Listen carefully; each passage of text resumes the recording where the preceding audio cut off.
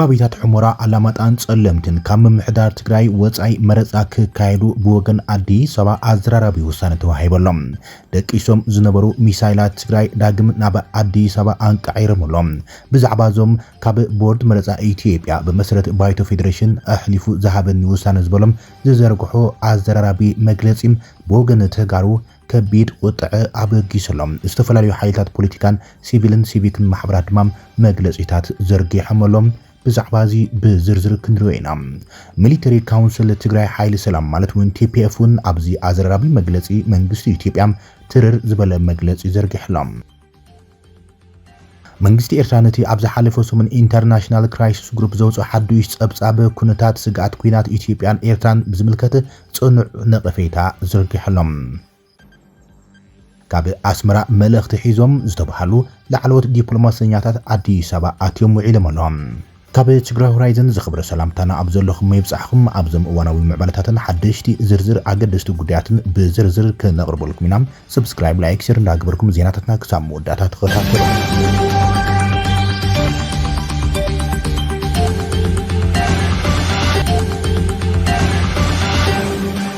ከባቢታት ሑመራ አላማጣን ጸለምትን ካብ ምምሕዳር ትግራይ ወጻኢ ኮይኖም መረጻ ክካየድ ብመንግስቲ ኢትዮጵያ ተወሲኖም ደቂሶም ዝነበሩ ሚሳይላት ትግራይ ዳግም ናብ አዲስ አበባ አንቃዒሮምሎም ቦርድ መረጻ ኢትዮጵያ እተን ሕገ መንግስታዊ ግዛኣታት ትግራይ ዝኾና ካብ ጊዜያዊ ምምሕዳር ትግራይ ወጻኢ ኮይነን ንባይቶ ተወከልቲ ህዝቢ ፌደራል መረጻ ክካየዳ ከም ዝተወሰነ ፍሊጦሎም ቦርድ መረጻ ኢትዮጵያ ሎሚ ኣብ ዘርግሖ መግለጺ እተን ሓሙሽተ ክልላት መረጻ ካብ ምምሕዳር ትግራይ ወጻኢ ኮይነን መረጻ ከም ዘካየዳ ዘፍለጡ ኮይኖም ካብ ቤት ምክሪ ፌዴሬሽን ኢትዮጵያ በመሰረት ዝተዋሃበ ውሳነ ተደሪኹ ከም ዝኾነ ገሊጾሎም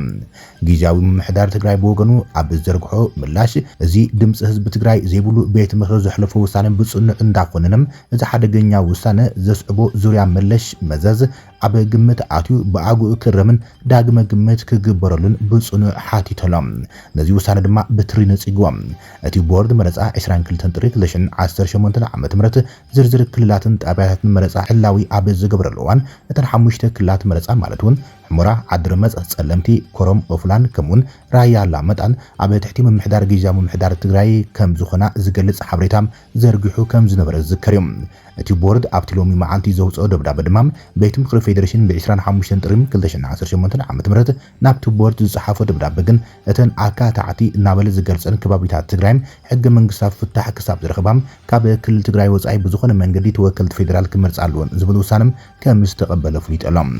እቲ ቦርድ ዘውፅኦ ዝርዝር ክልላትን ጣብያትን መረጻ ስዒቦም ቤት ምክሪ ፌዴሬሽን 25 ጥሪ 2018 ዓመተ ምህረት ኣብ ዝሰደዶልና ደብዳቤ ንክልቲአን ክልላት ዘካታዕ 5 ከባቢታት መረጻም ካብ ክልል ትግራይ ወጻኢ ተወከልቲ ሃገራዊ ባይቶ ክመርጻም ከም ዝወሰነ ኣፍሊጥና ኣሎ ክብል ይገልጾም እቲ ቦርድ ከምኡን ብመሰረት ውሳነቱ ቤት ምክሪም ኣብተን ዘሰሓባ ከባቢታት ክልላዊ መረጻ ዝካየድ እቲ ሕቶ ይግባኣኒ ዕላው ፍታሕ ምስ ረኸበም ኣብ ዝምቹ እዋን ከም ዝኾነ እዩ ሓቢሩ ዘሎ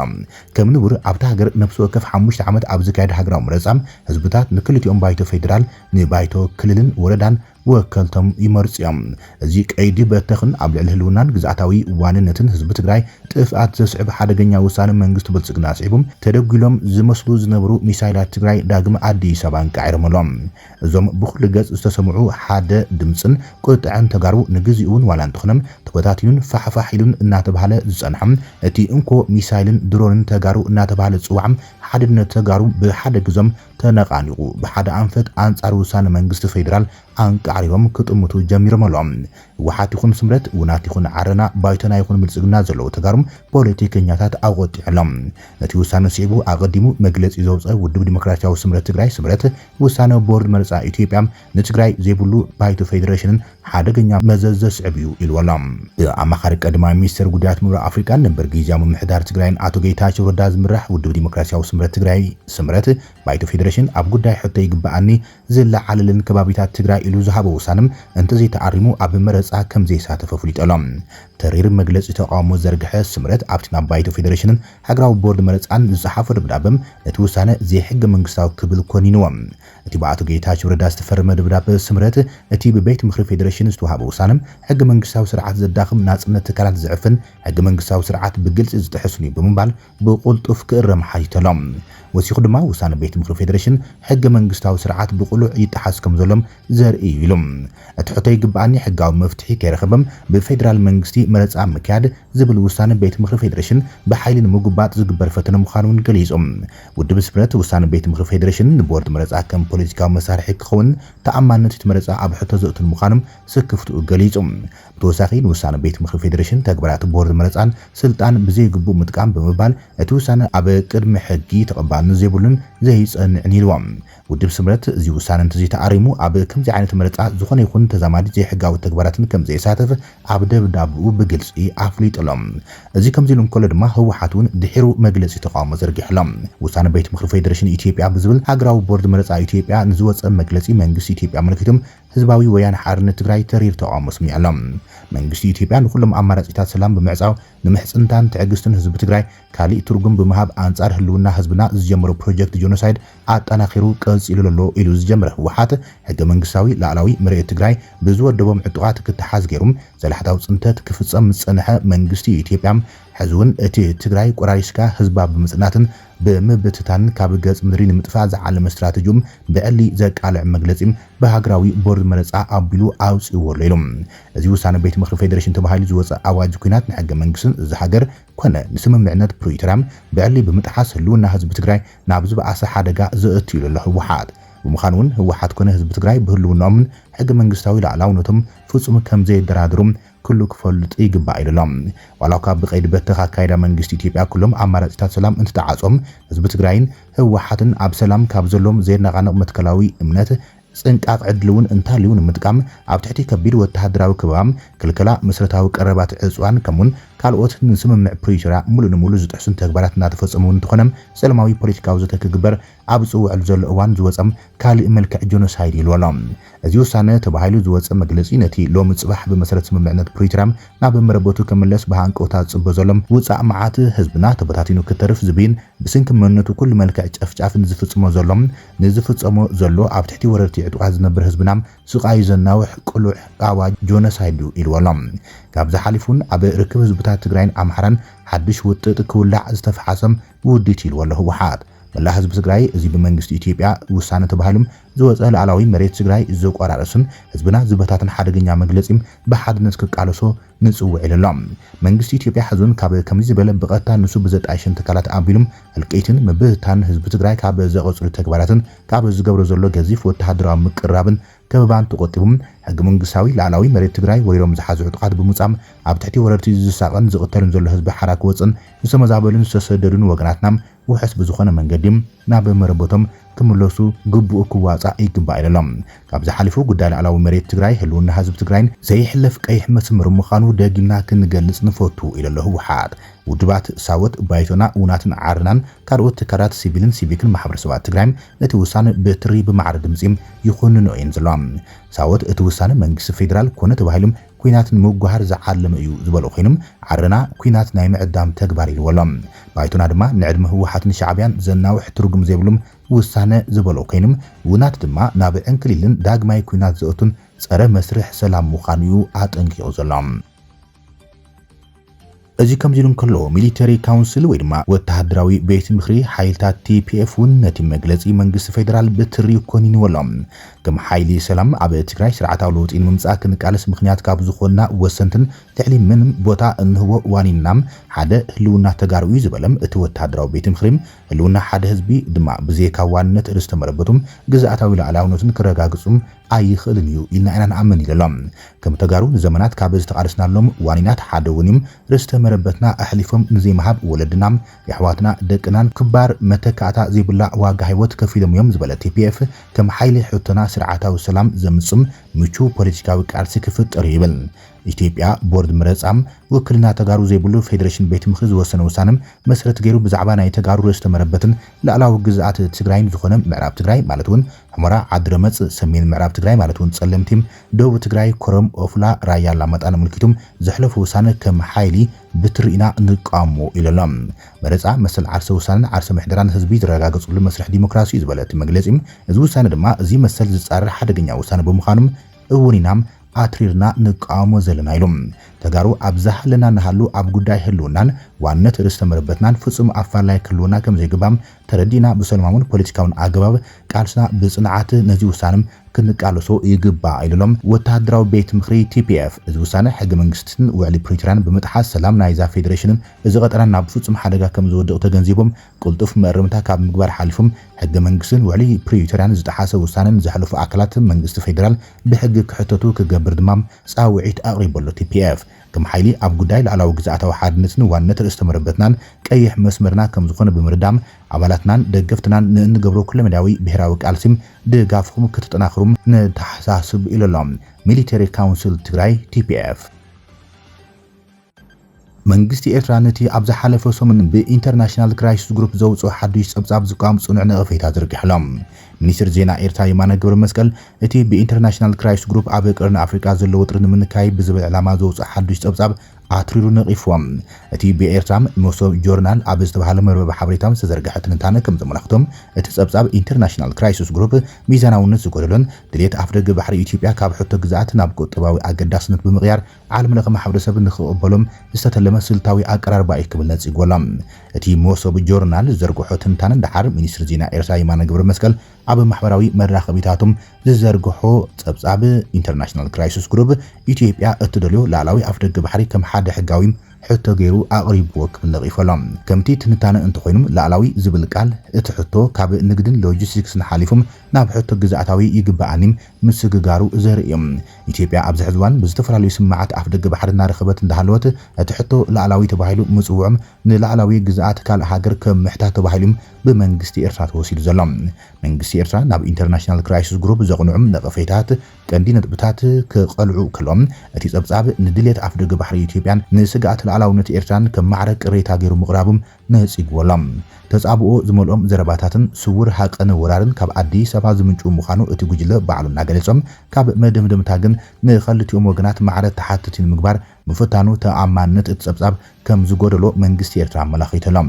ኢንተርናሽናል ክራይሲስ ግሩፕ አድልዎ ዘለዎ ኣጠቓቕማ ቃላት ከም ዝተጠቐመ ዝገለጸ እቲ ትንታነም እቲ ጉጅለ ንኢትዮጵያ ፌደራላዊ መንግስቲ ዝብል ሕጋዊ መፀውዒ ክህብ እንከሎም ንኤርትራ ግን ምልካዊ ስርዓት ዝብል ቃል ምጥቃሞም መንግስቲ ኤርትራም ኣትሪሩ ኮንይወሎም እቲ ትንታነ ወሲኹ እዛ ኣጠቓቕማ ቃላት ንኢትዮጵያ ከም ስሩዕ ፖለቲካዊ ተዋሳኢት ንኤርትራ ድማ ከም ኣጸጋሚት ኣካል ንምስኣል ዝዓለመ ኣድልዎ ኢልወሎም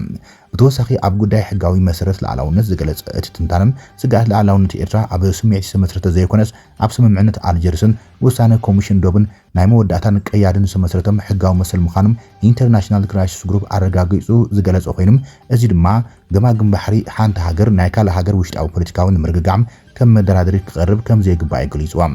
ሚኒስትር ዜና ኤርትራ የማነ ገብረ መስቀል ወሲኹ ከም ዝገለጾም ኢንተርናሽናል ክራይሲስ ግሩፕ ካብዚ ቀደም እውን ናብ ኤርትራ ከይኣተውን መጽናዕቲ ከየካድን ምስልቲ ሃገር ዘጸልሙ ጸብጻባት ከውፅእ ከም ጸንሐ ብምዝኻር እዚ ናይ ሕዚ ጸብጻብ እውን ብሃጊ ኣፍደገ ባሕሪ ኢትዮጵያ ስሩዕ ናይ ምግባር ስራሕቲ እዩ ዝሰርሕ ዘሎ ክብሉ ከይስዎ ዘሎ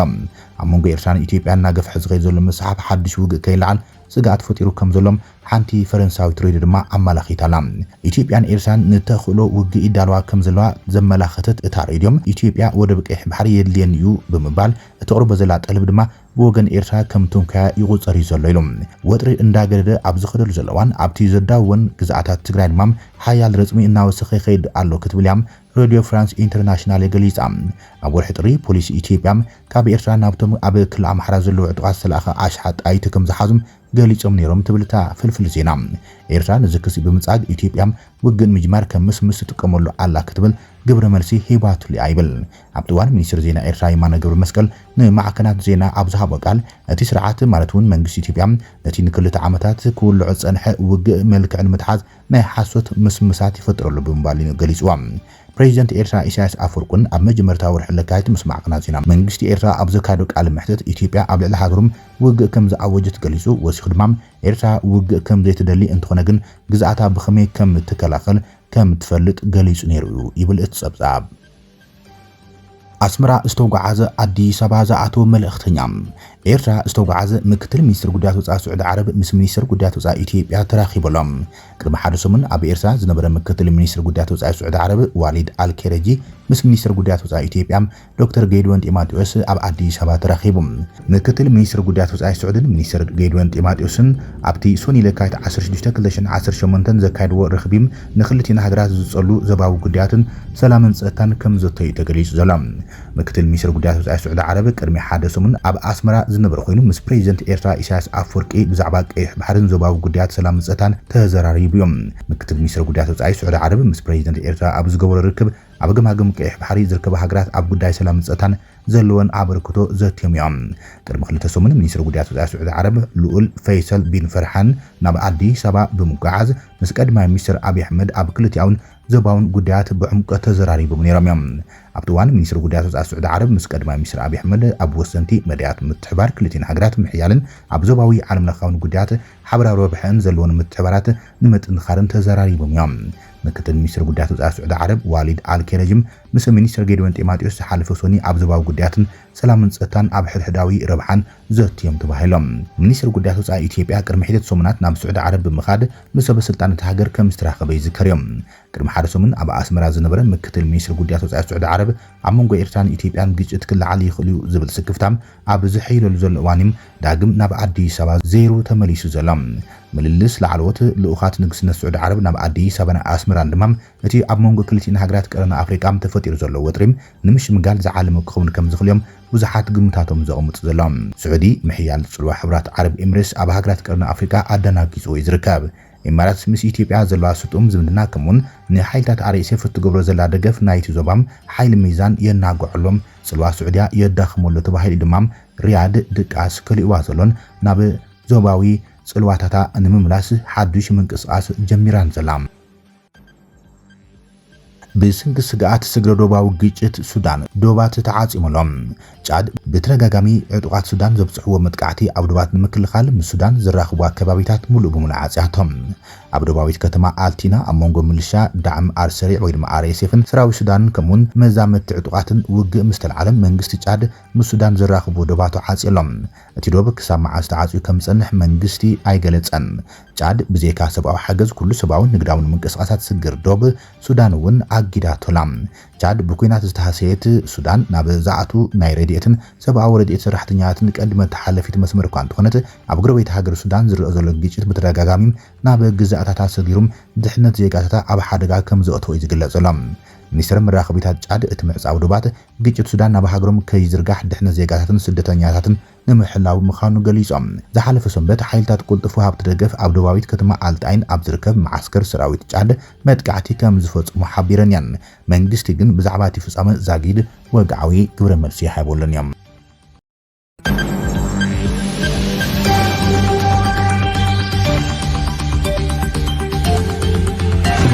ክቡራትን ተኸታተልቲ ዜናታትና ለይሰዓት ዝብልና መሓደሽቲ ምዕባለታትን ዋናዊ ዜናታትን ኣብዛዚምና ለና ንስናይ ምክትታልኩም ነመስግን ሰላም